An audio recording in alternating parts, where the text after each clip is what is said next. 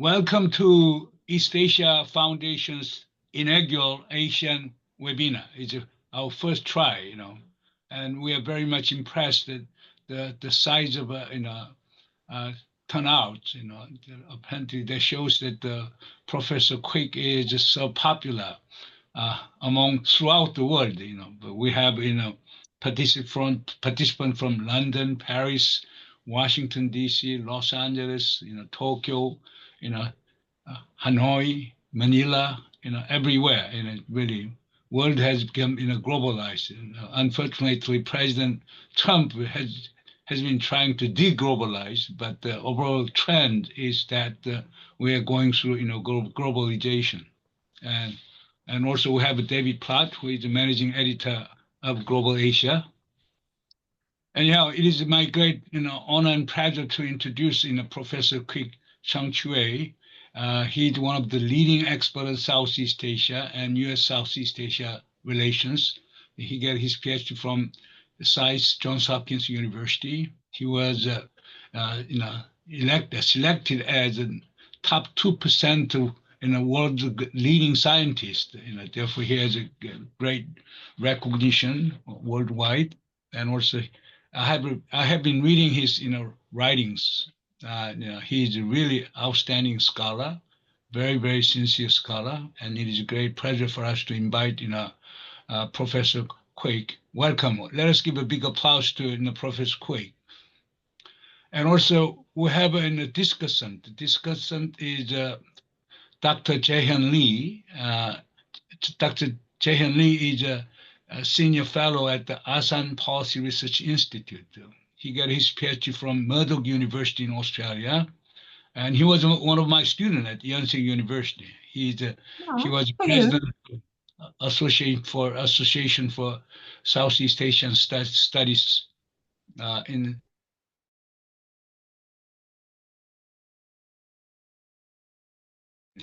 Okay, and he also used to teach at the National Diplomatic Academy, and he's, I would say that the leading expert in Southeast Asia.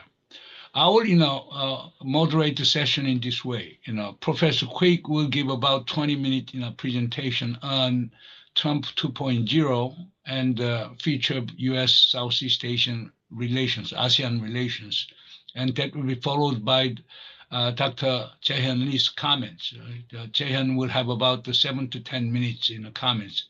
Afterwards, then we'll have about the 30-minute open discussions, and I'll open to the floor. Okay, and also if ever any questions and comments after 30 minutes, you can raise your hand through the Zoom, and then I'll recognize, and then I'll arrange the Professor Kuik's response to your questions and comments. Okay, Professor Kuik, okay, please go ahead.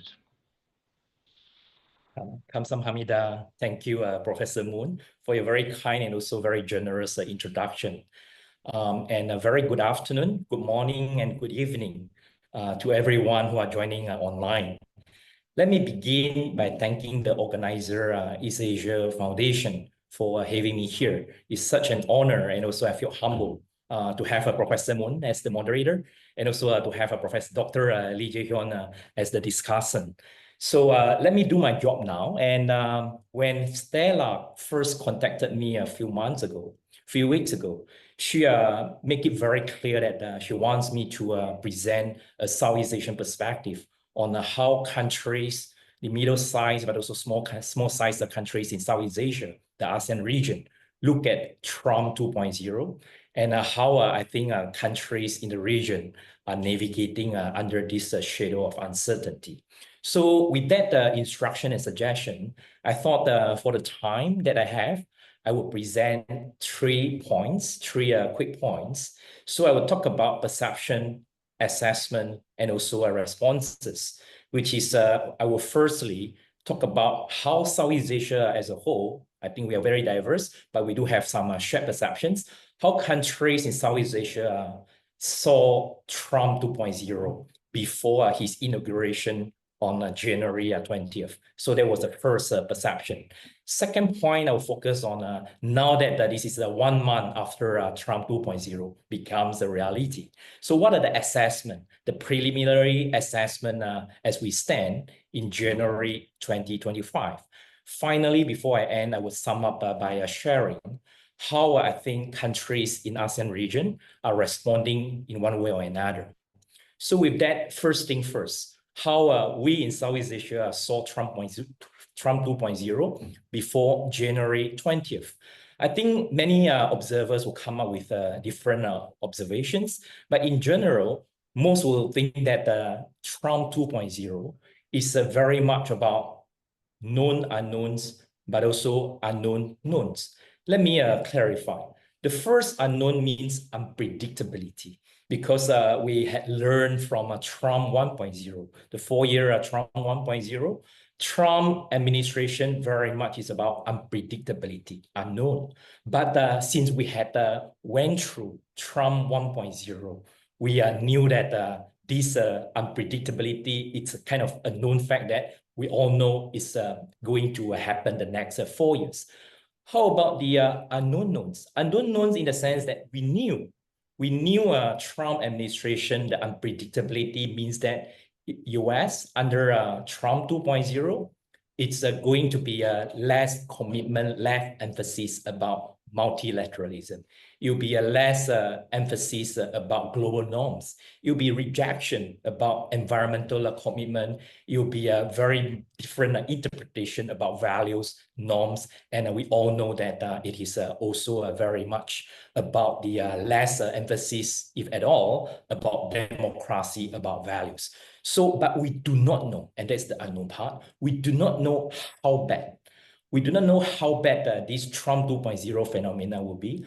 We do not know how it will affect your country, your region, and how worse is worse in the coming 4 years. So that was very much the common and shared perceptions by a majority of observers in the region. And I bet perhaps outside of Southeast Asia, observers, analysts share more or less the same perceptions about known, unknown, but also unknown knowns.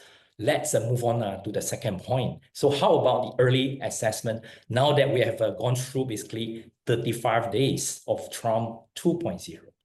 I think clearly hegemony is the word that will come to everybody's mind. And we would kind of interpret that Trump or Trump 2.0 hegemony, it's transactional hegemony. It's transactional hegemony in so many ways. There will be lots of transactional approach when we are seeing that. We are also seeing some known knowns, but also unknown unknowns about this transactional hegemony that we are just beginning to see, and we are expecting many more. What do we mean by known knowns? Again, many analysts will have different interpretations. From Southeast Asia, we are seeing known in the sense of it's really about tragedy of small states. It's tragedy of small states in the light of big power politics in the Trump 2.0 transactional style. Ukraine's situation right now clearly reflect the kind of a tragedy of small state. We all, many of us who study IR, we remember the famous book by John Mearsheimer in 2001, Tragedy of Great Power Politics, right? So that's a classic text, but we all in the countries outside of big powers scenario, we knew that that's only one part of international politics. In the current international scenario, I think world politics, international relations, we are going to witness more symptoms of small state, the tragedy of small state politics under the shadow of big power transactionalism. So on the one hand, we saw that countries who are facing with a direct security threat, they want an alliance. And alliance might help, might not help. And the tragedy is that it is completely, almost completely beyond smaller countries, beyond the junior partner. So Moscow and Washington are talking to each other. over the fate of Ukraine. And Ukraine, of course, is not at the table.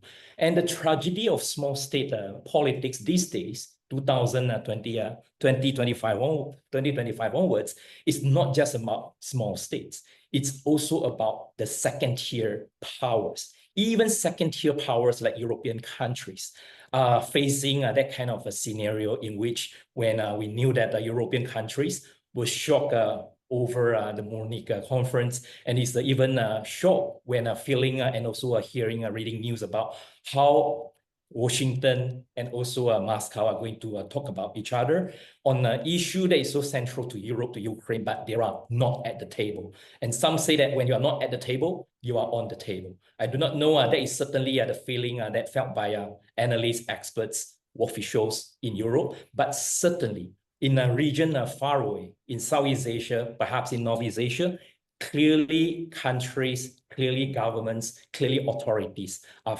worrying, getting to know that the known under Trump 2.0 is small states, next-tier powers are going to face even a greater consequential unpredictability, and there are little room for shaping the direction. I'm not saying like we are passive, we are reactive, but certainly that sense of desperation and also a powerless desperation is clearly quite prevalent across some capitals, across some regions more than the others. How about the unknowns under Trump 2.0? I guess that is the most scary part, unknown, because you do not know exactly how things will evolve.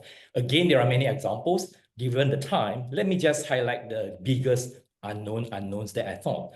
Many in the region, in Southeast Asia, perhaps in Northeast Asia and beyond, are getting more and more worried outside of the Ukraine, outside of the Europe theater. That is about the China factor or US-China policy under Trump 2.0. And there are diverse interpretations. We can group them into two contrasting interpretations at the early stage of Trump 2.0. On the one hand, there are very pessimistic interpretations. By trying and also taking actions showing a determination to end the Ukraine war as early as possible. The first perspective interprets that it is in order to allow Washington to focus on confronting or even containing China in a military aspect, in non-military aspect. And that's one and the first interpretation, the first school of thought. The second perspective is the opposite, saying like transactional and Trump's transactional style means that big powers can date. And it's not just about big Washington and Moscow are dating with each other now. Washington might strike a deal with Beijing in one way or another. And countries in the region are worried precisely because of if we are moving into that direction of instead of seeing just about big power fighting, we are seeing also big power dating, making deals, of course, without any inputs and also consideration about how would that affect countries, small states, and second-tier power. That is certainly of concern. Which one is worse? I think different analysts, different officials will have a different kind of interpretations. But for most in Southeast Asia, a region of very diverse, we are equally worried about both the first perspective, but also a second school perspective, because in either scenario, there is again very little space for countries to really shape the direction. And we all know that whichever direction, very different directions, however things evolve in the coming months and coming years, it would affect us in so many ways. Again, we won't have time to elaborate in how many ways, but clearly, again, from Southeast Asia's perspective, I will highlight main concerns from the region can be summed up as revolving around 3 T's.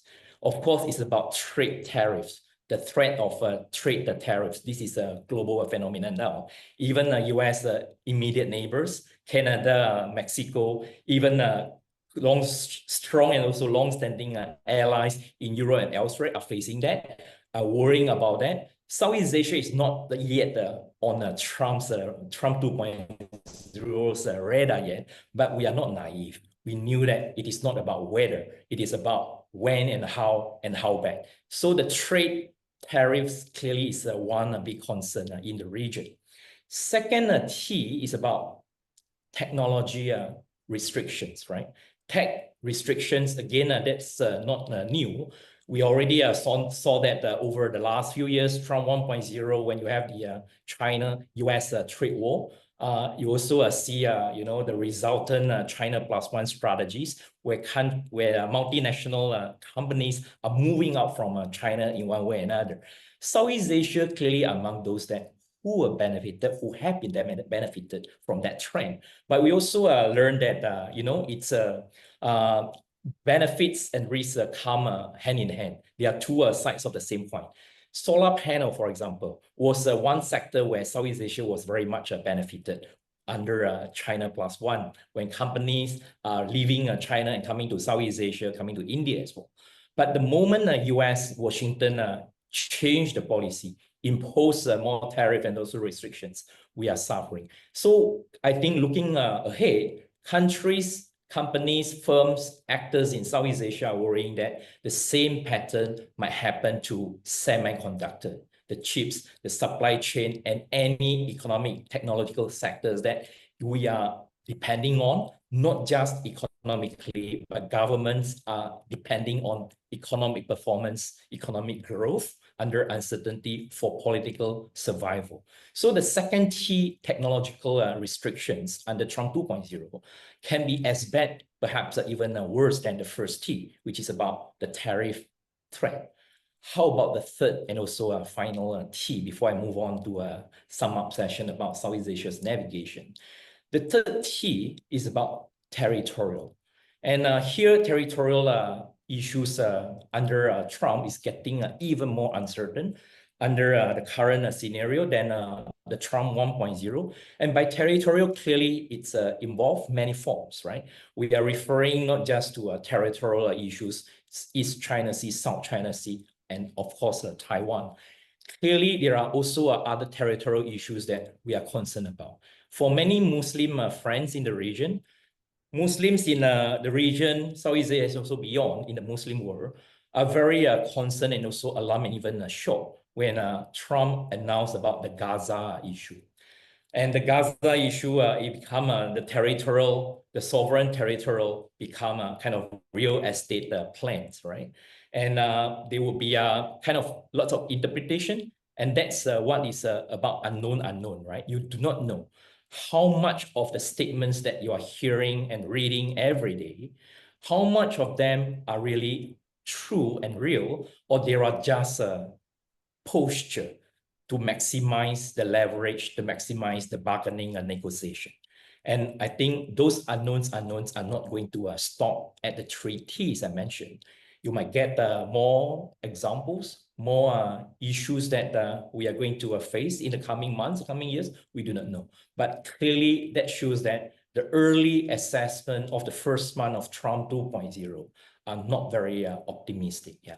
Which with the remaining time, let me sum up my session with my third point, which is what I think countries in Southeast Asia and also in other regions are responding. Because under the anarchic, uncertain world politics, of course, all sovereign actors, especially the smaller, the weaker ones, know that passive and reactive is not the option, right?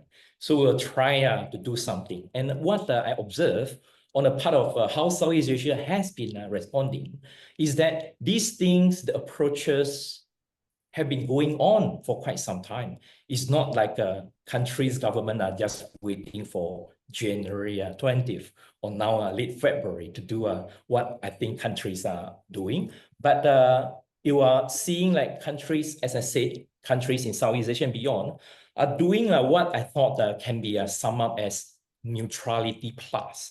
Neutrality plus in the sense that is about not taking sides. Insist of not taking sides. Of course, we take position, but we do not take sides. We do not side with the one power against the other. The pressure will continue to be there.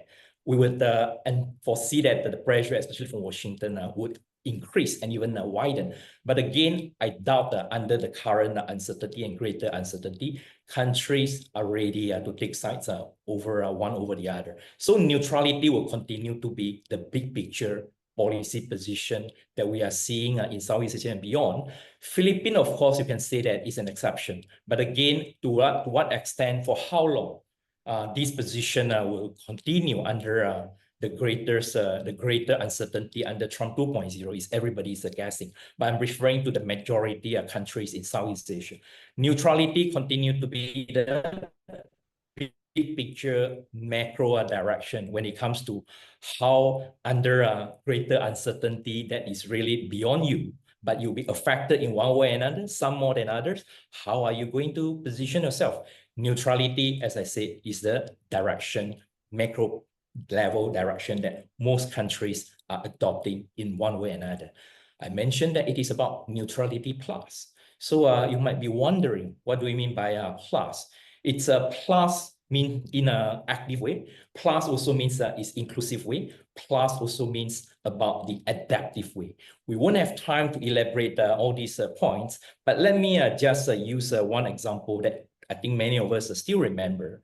It was Indonesia under the new president, President Prabowo. What he has been doing the last few months, we thought is interesting. And it's interesting, it's relevant because what Indonesia has been doing under the new government is reflective of this neutrality plus. It's reflective of the neutrality plus in active and inclusive way. Any examples? So we knew that Prabowo, before officially became president of Indonesia, he was invited by China to visit Beijing. So he did that, which is quite remarkable. And he made it a point to also visit Tokyo right after Beijing. So it's underscoring the very macro direction that it's about non-alignment, non-taking sides. It's not like by choosing China to be the first capital visit, it means that Indonesia under the new government is tilting towards China at the expense of other powers. That was the interpretation by many mainstream commentators, but certainly in Southeast Asia, very few would interpret that. And right after he became a president officially, again, he was invited to visit Beijing. And he made it a point to also visit Washington right after Beijing. And when he was in Washington, he met with President Biden back then and made it a point to have a conversation with Trump. I think that all those are clearly substantive. They are symbolic, but symbolically are substantive in the sense that they underscore countries, even like Indonesia, make it a point that pursuing neutrality and neutrality in the active and inclusive way. How about adaptive? Adaptive means that when uncertainty grows, when uncertainty widens, countries are trying to adapt to the new reality in one way or another, in inclusive manner. Again, there are many examples. The time would only allow me to very quickly to use the example of BRICS or membership in BRICS as one indicator that as things become more uncertain, as big power become even more contested, intensified, countries are trying to adapt by doing something that they have been doing, and they are also trying to adapt by doing something that they didn't do before, but now they are doing it bit by bit, gradually. So in Southeast Asia, we have read the news that Indonesia is now an official member of BRICS, and Thailand and Malaysia are the partner countries. Earlier on, we also saw Vietnam on the list. So those are examples of showing that countries are adapting in one way or another. And unlike the mainstream commentators' interpretations that by joining BRICS, these countries are actually choosing side, tilting towards the Russia-China bloc at the expense of a Western bloc. Many in Southeast Asia, we dismiss and we find that it's a ridiculous interpretations. Because why?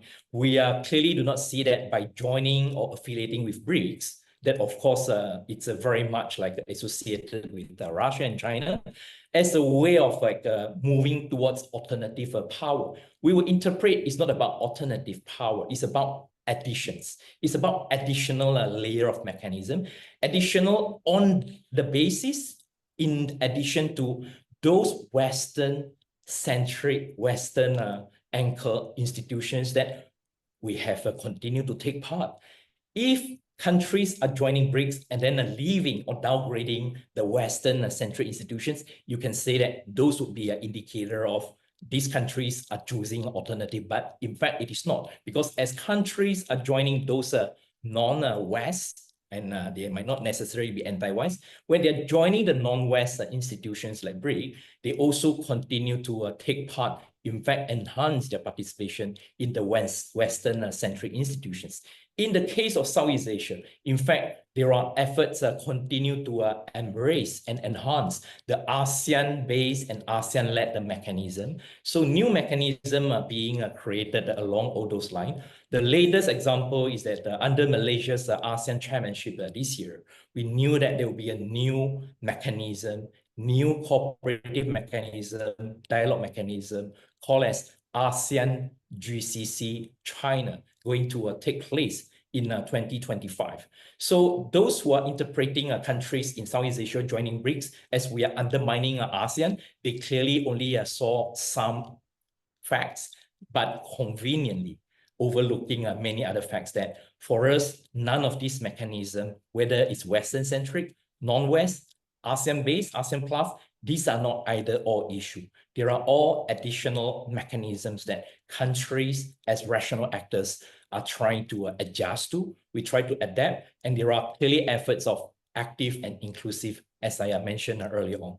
So with that, I think I hope I have done my job by presenting a Southeast Asia perspective that highlight the common denominators, the shared perception and common concerns that we are observing and witnessing under the first month of Trump 2.0. With that, I'll stop here and then come some Hamida. Thank you. Thank you, Cheng-Chwee. Now, Jaehyon, would you come up with about 7-minute comments on the Chew's presentation? Sure. First of all, I thank East Asia Foundation and Professor Chung-in for having me here this afternoon. As always, it was quite interesting to listen to Cheng-Chwee. It's very, his argument is very clear and very insightful. Because we have a lot of audience here, I got 7 minutes, and I guess Professor Chung-in wants to have other audience to speak in this session. So I will just ask a couple of questions to Cheng-Chwee to further elaborate his point. The first one is let me go back to late 1980s and early 1990s and see what happened to Southeast Asia or ASEAN in general.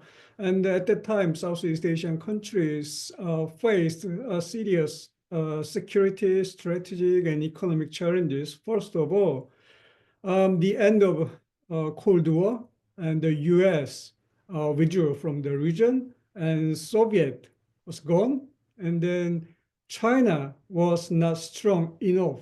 So there was kind of a power vacuum in Southeast Asia. That's one strategic and security side of the story.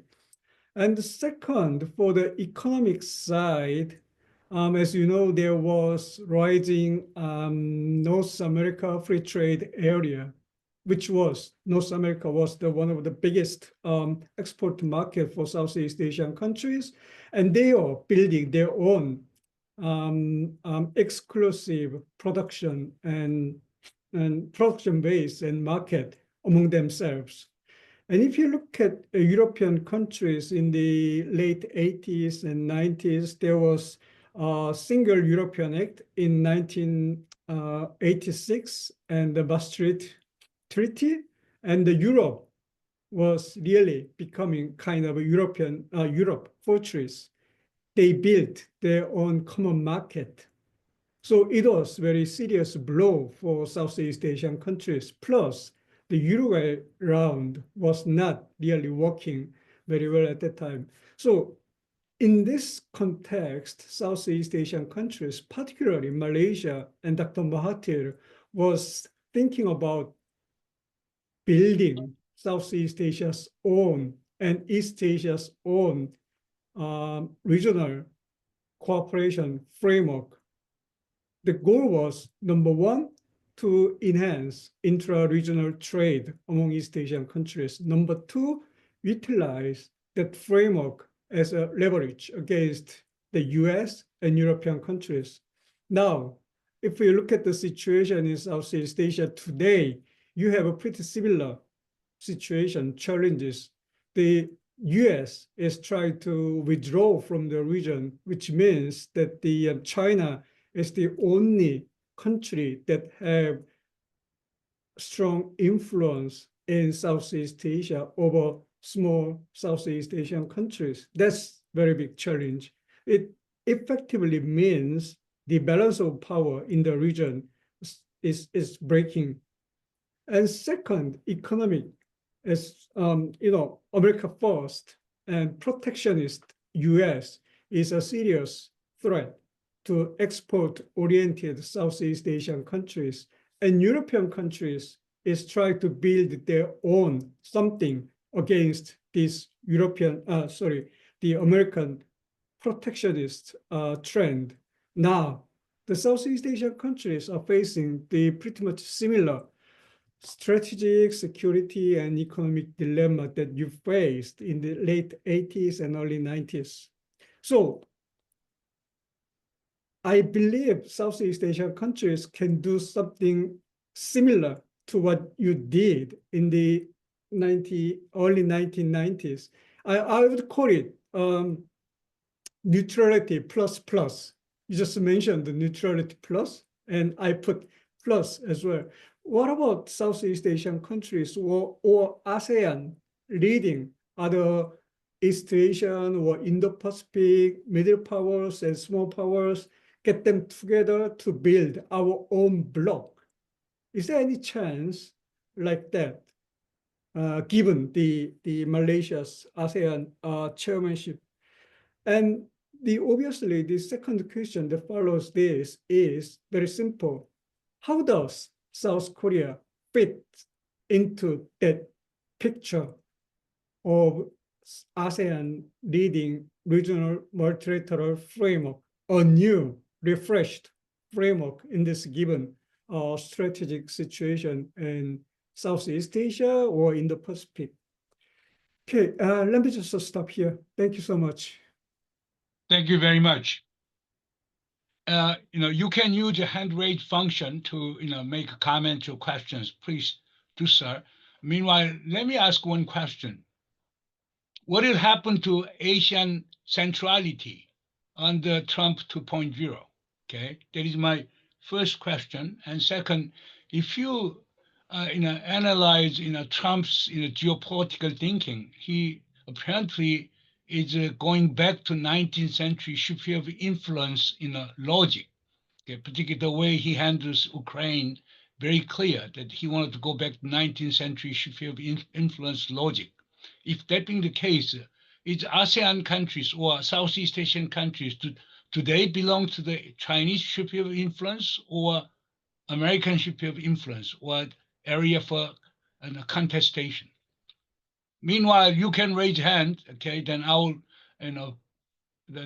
direct you to, Professor Kuik. Okay, now why don't you answer, to, Jaehyon's questions and comments and my questions? All right. Thanks so much, Jaehyon. Thanks so much, Professor Moon. Really appreciate your very sharp and penetrating questions. So let me respond to them in a reverse order. The two questions that Professor Moon you asked, and then I would turn to the questions, observations raised by Dr. Lee. So you mentioned about the sphere of influence, 19th century big power politics, right? So I guess some in Southeast Asia are very qualified to answer that question. Primarily, we in Malaysia and Indonesia, because we were the kind of direct victims back in 1824, when the two big powers, the colonial powers, Dutch and also Britain, they decided to, Great Britain decided to strike a deal, stop fighting and then make a deal. And that result in the present day Indonesia and Malaysia. So many in Malaysia and Indonesia, we clearly remember that not only that we were victims of colonization, centuries of colonizations, we were also victim by what you mentioned, Professor Moon, the sphere of influence deal decided by the big guys. Again, it's beyond us. Of course, they wouldn't ask, is that okay to do that? Which part you want? They decided, but we accepted that the fate, whatever and however upset and desperate and unhappy we will be, right? So clearly, I think we are kind of like seeing some parallels. But again, perhaps observers are not like completely kind of optimistic or thinking that we are going to see the parallel and happening in that extent. Clearly, things have changed quite a bit from 19th century to today. Again, some would be more optimistic and some than the others. So that allows me to tackle your earlier question about ASEAN centrality.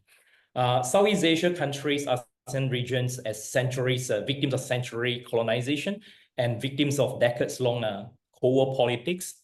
We knew that ASEAN is just a regional platform. ASEAN is just the regional institutions that help us to mitigate the problems that we are going to see happening beyond our control. But again, as adaptive approach, ASEAN-led mechanism are being created, which allow me to answer what Jaehyon has mentioned in a way that reduce some problems. But I don't think any one of us in the region are naive to think that ASEAN and ASEAN-led mechanism will be perfect or will be adequate or sufficient to tackle any of these issues. Countries, powers, partners talk about ASEAN centrality. Many of us in Southeast Asia, we knew that it's nice for them to say. We also actually realized that it has always been. Before Trump 1.0 and definitely after Trump 2.0 or during 2.0, countries, powers, US or others will talk about ASEAN centrality by giving a lip service, right? A lot of lip service. None of us really think that, ASEAN and ASEAN kind of mechanism is a top-notch, the primary instrument. But having said that, I would also like to emphasize that ASEAN and ASEAN-led mechanism will continue to be a three-eye mechanism, three-eye institutions. It's imperfect, yes. It's insufficient, yes, but always indispensable. Always indispensable in the sense that we cannot solve many problems, but with ASEAN and ASEAN-led mechanism, we can actually do certain things that without ASEAN, you won't see that happening. And it's indispensable in the sense that countries, even though kind of skeptical one, will still see some values in the ASEAN-led mechanism and leverage on them whenever possible. Example would be RCEP, right? Regional Comprehensive Economic Partnership, 15-member economic arrangement, the world's largest economic arrangement. We all know that it is not about China-led mechanism. RCEP is ASEAN-led mechanism. And many of us in Southeast Asia and Northeast Asia will add that without the ASEAN and ASEAN-led mechanism, you know that RCEP would not have happened.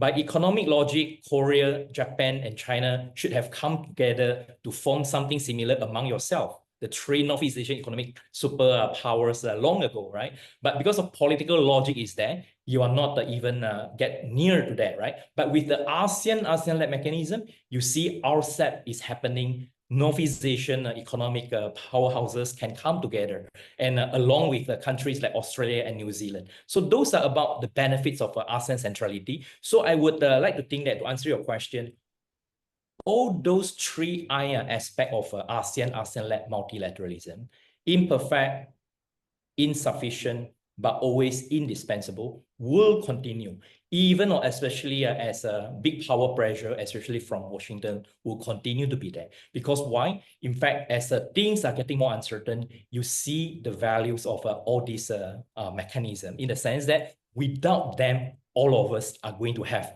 big problems, right? So the last example that I mentioned before I ended my presentation earlier on, ASEAN GCC China. ASEAN GCC China, again, is an extension of ASEAN centrality. And ASEAN centrality is really about bridging countries, bridging regions. We used to use ASEAN +3 and East Asia Summit to bridge Southeast and Northeast, right? So that's one indicator. But with bridging, you can bind countries because every year we are meeting. That's the beauty of institutionalized. And with bridging and binding, you can build cooperation. So I think ASEAN GCC China is just the first step. We don't think magic things will happen, but it is just an indicator to show that the limitations and the promises of ASEAN centrality will continue. Now we are bridging even countries outside of East Asia. You are bridging also countries from the Middle East, because why? Countries in the Middle East as elsewhere, they are also seeing the approach, however imperfect, approach under greater uncertainty and increasing uncertainty is not to have a less mechanism, is to have mechanism. Any layer mechanism, long-standing, new counts. Because why? We are reaching an era of the more the merrier. Again, you are not counting on one, you are counting on multiple instruments. That will allow me to go back to the Jaehyon's very good observations. Again, I like both your questions and kind of observations in a drawing parallel between now and here, and also our earlier period and early regions. So it's fantastic for Jaehyon to highlight the situations in early 1990s when Cold War just over. So what are the parallels? So parallel in the sense that it's moving from things that we already went through to some greater uncertainty. It's also parallel in the sense that the big power commitment is being questioned. The parallel in the sense that, it is structural, top-down events that beyond our control, but it affect us in one way or another.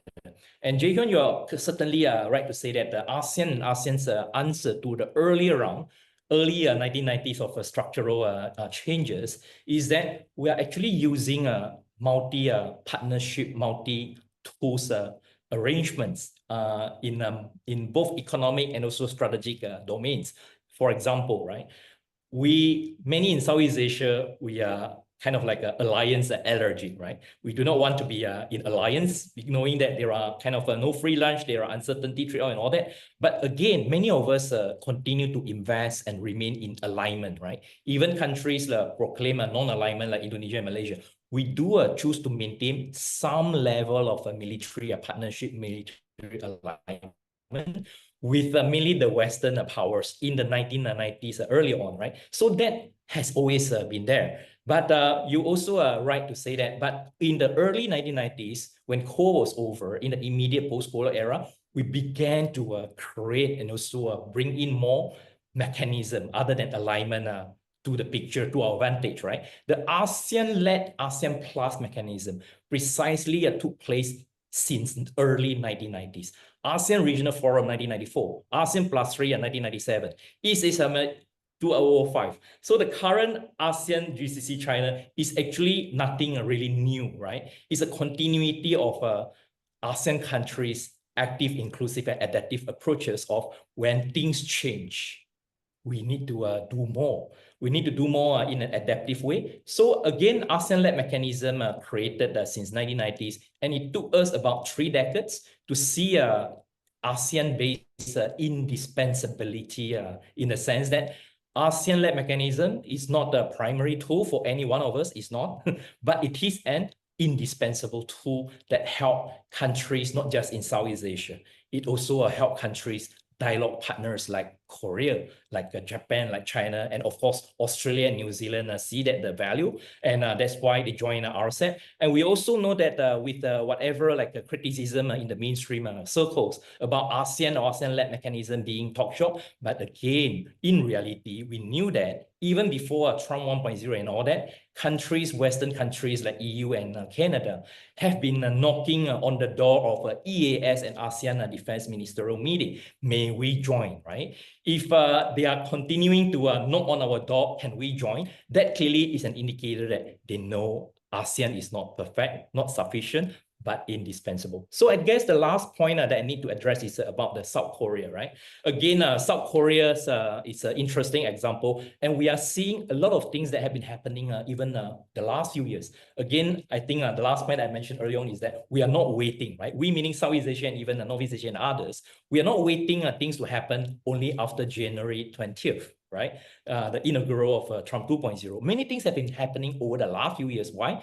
Under Trump 1.0, I think it's an instinct of countries as rational actors. You see dangers are coming. So the instinct have been pushing countries to do more. The more, the better, which is why we are arguing that under the current scenario, more and more countries, not all, but more and more countries, I will argue a majority, are doing non-alignment, not taking sides, as the policy goes, as the ends, by multi-alignment, multi-partnership as the means. In South Korea is a big actor within this context, this big picture that I think will continue in the years and decades to come. And again, there are push and pull factor. Push and pull factor in what way? Even South Korea understand and realize the big power politics in earlier one, which is why South Korea proposed, under President Moon proposed the new Southern policy, which Southeast Asia is a big part. You are seeing the seeds planted earlier on. Now I know it's under Indo-Pacific Sea, but I would say that President Moon's new Southern policy already planted good seeds that we are seeing results, right? Results in what way? Two levels. Korea, ASEAN, Korea's relations with ASEAN as a group, but also the individual bilateral countries, right? Just take my country as an example. Malaysia, South Korea relations, these 2 years are going through double upgrades, right? Last year was comprehensive partnership, and this year we know that it's going to happen. South Korea, Malaysia partnership is going to be comprehensive strategic partnership. And we are seeing a greater partnership between Seoul and also ASEAN capitals, ASEAN countries, not just economic and diplomatic way. There are also defense and security, defense industry, security, maritime security, cyber, security. So I would argue that these are all not coincidence, but there are actually indicators of countries are trying to adopt active, inclusive, and adaptive approaches in mitigating, handling, responding to uncertainties that we have been witnessing, and we knew that there will be more to come. I hope I answered your questions. From New Zealand, your turn. And thanks, Professor Moon. Hi, Cheng-Chwee. Hi, Jaehyon. Lovely to see you both. Hi, really good to see you. Fabulous remarks.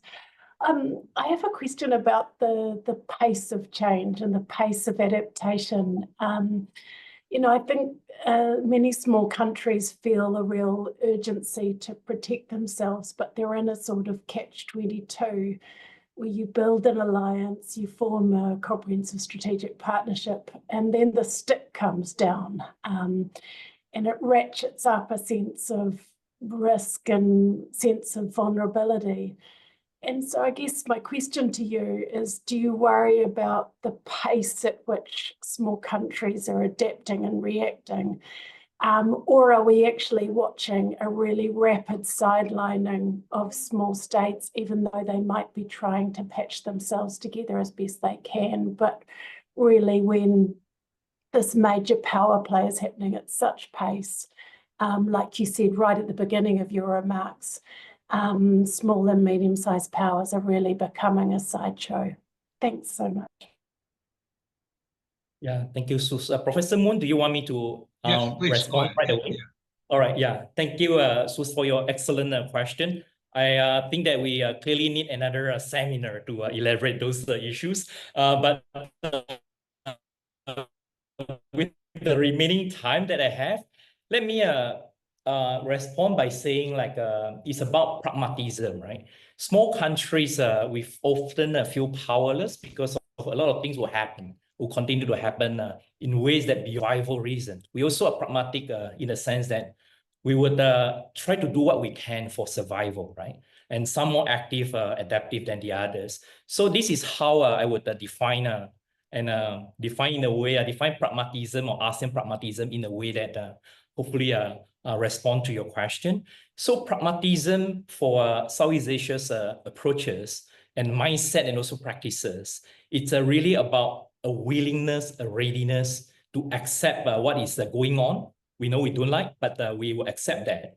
But at the same time, we want to demonstrate and take the actions that to engage countries, like-minded, non-like-minded, doesn't matter. But pragmatism for survival means that we know that we need to demonstrate a readiness and take the actions to engage countries despite 3Ds, right? Despite differences, despite disagreement, despite dislike. Countries in Southeast Asia, we are pragmatism precise because of we have always been driven by that incentive that, like it or not, we need to engage countries, even though those are non-like-minded, those that we don't like for ideological reason and all that.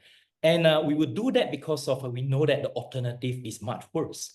So these days, especially I think Professor Moon would remember our many conversations about Indo-Pacific in Kuala Lumpur and also other places, right? So actually, Indo-Pacific countries, partners talk about collaborate with among the like-minded, right? Southeast Asia, we make fun of that like-minded because we say that, right? If Southeast Asia, if ASEAN really practice the so-called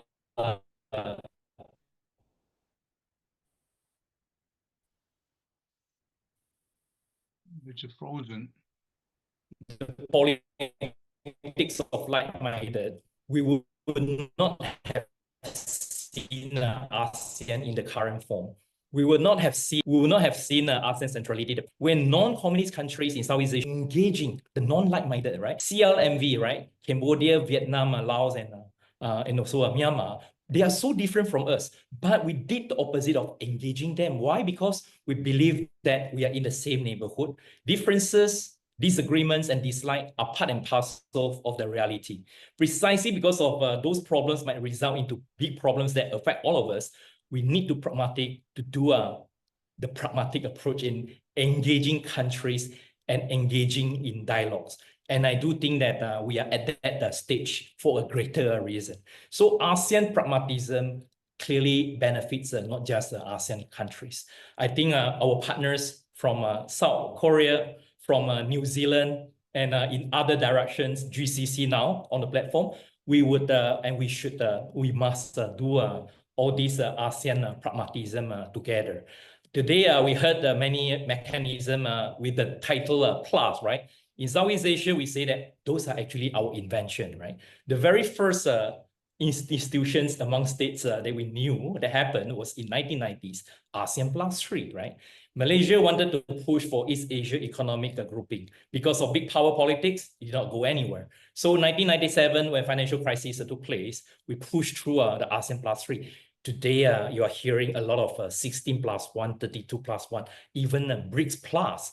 Southeast Asia's perspective is that those are about pragmatism. Those are about, in fact, ASEAN formula, right?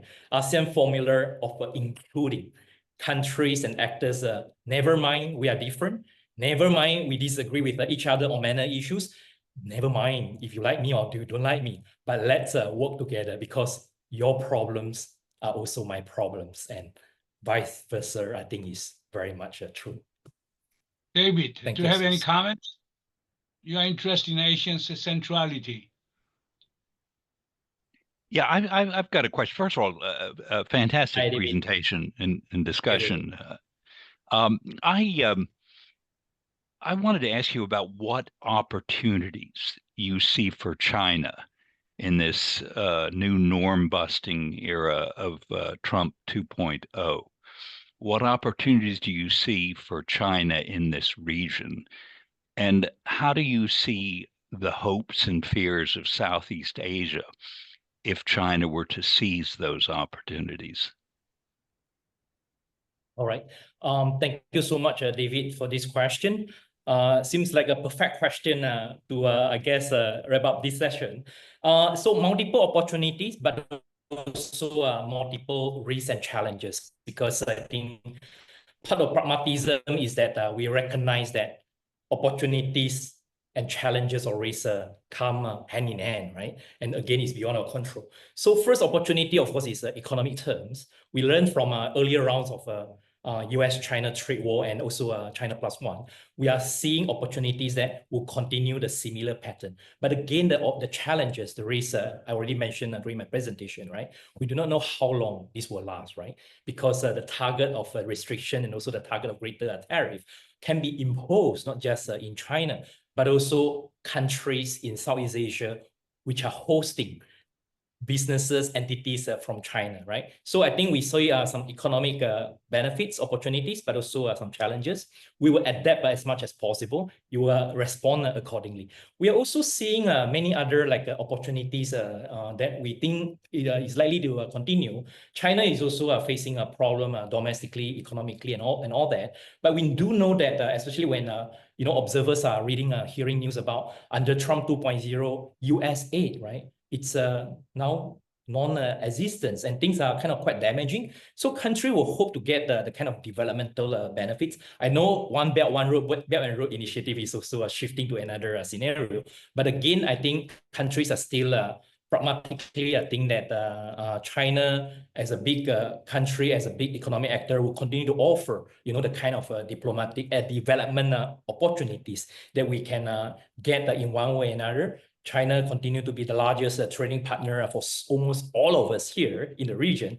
These things will continue, especially that from the traditional Western US side, trade volume is dropping. You do need to have what has been working on, but it's not enough. So the GCC, China, the plus and plus are going to be things that I think we are seeing some opportunities, but you need to adapt and create more mechanism to multiply some opportunities that we see are potential, but we need to do more. Other than that, we do not know how things will evolve. But again, I think the silver lining is that we are not alone. None of us country, whichever region we are in, Southeast or Northeast or Oceanic and other in the Middle East, we are not alone in facing what we are facing. So I do think that greater convergence to maximize the opportunities in development, defense, diplomatic, I think will continue. We live in the early stage of, I think, a new era. Jaehyon, would you like to add something to Cheng-Chwee's remarks? You just suggest the idea of like-minded countries versus like-interested countries as opposed to like-minded countries. Yeah, I really like the point that Cheng-Chwee made on the pragmatism of Southeast Asian countries, and we have long discussed the like-minded countries in the region and blah blah. But I would like to call it like-interested countries in the region. Then why don't we just get those like-interested countries to protect our own interest against these big powers and the U.S. protectionism and all of that. But the one of the conditions that we put our hands together is that we have to overcome this fear of abandonment. Now, for example, South Korea has been military ally of the U.S. and we always fear of abandoned by the U.S. But if we wanted to build strong cooperation with regional like-interested countries, the first thing we have to overcome is this fear of abandonment. We have to be more autonomous. We have to be, yeah, that's my point.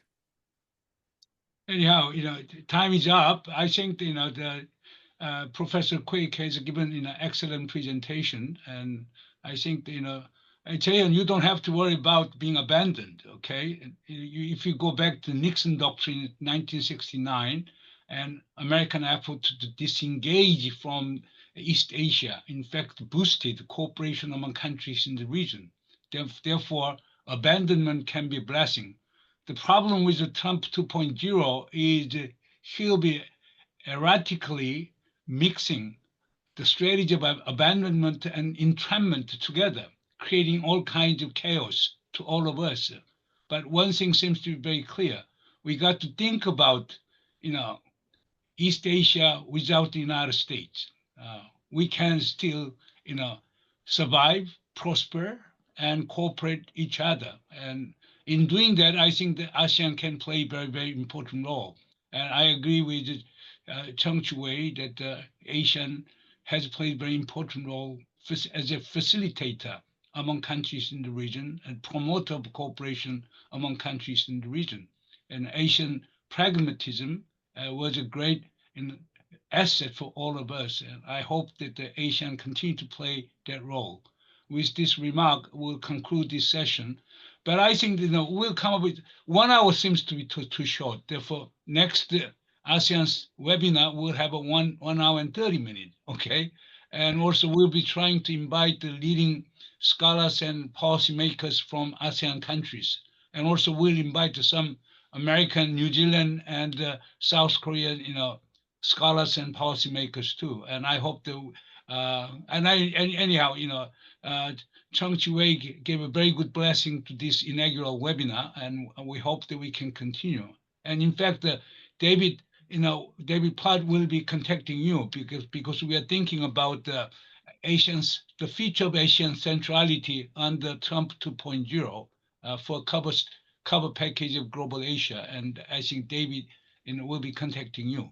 Anyhow, thank you very, very much, Cheng-Chwee. And let us give big applause to 감사합니다.